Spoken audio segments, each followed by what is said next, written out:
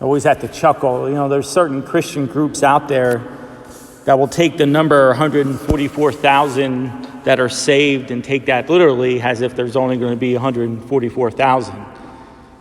But I'll tell you what, if I believe that was the case, there's 7 billion people on the earth right now.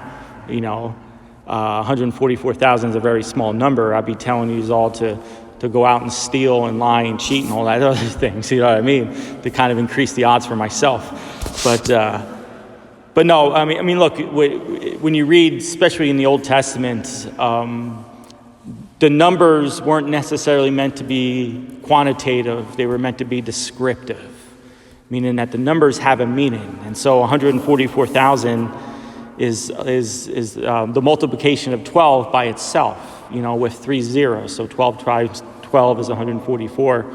With 3 zeros, 12 was always a number of completion.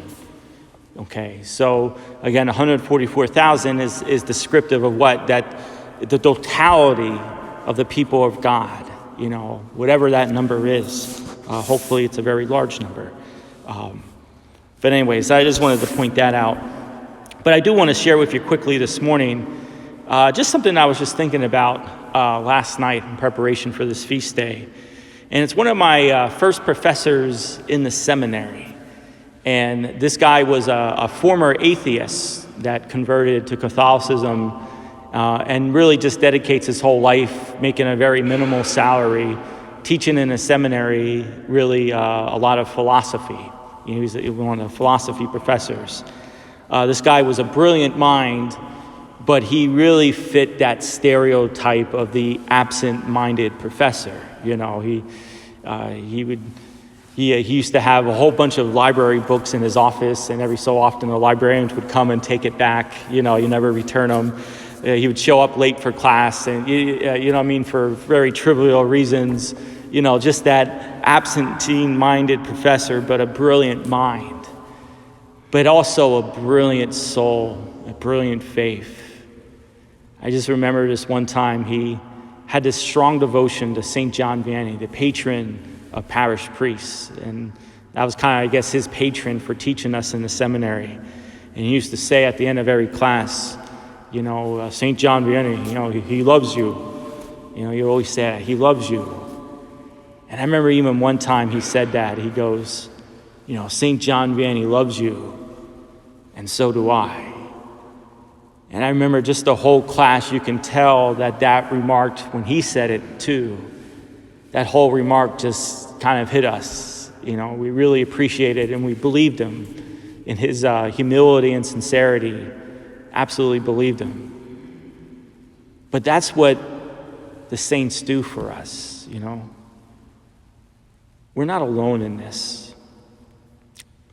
We're created with these souls, and in this soul is always this desire for communion. We always want friendships. We want love. We want to be with people. Not all the time, but you know what I mean? We just want sincere people in our lives. We want good friendships. And the saints help fulfill that desire. And everything about them now that they're in heaven, all their desires and things that they do for us, it's all pure and holy now. Sometimes people in life, they do things for us. But, there's also an ulterior motive, maybe not cynical, but, maybe they help us because they want to be thanked, and they want to be recognized, or they want to be liked. When we do good things, sometimes it's not the most holiest intentions.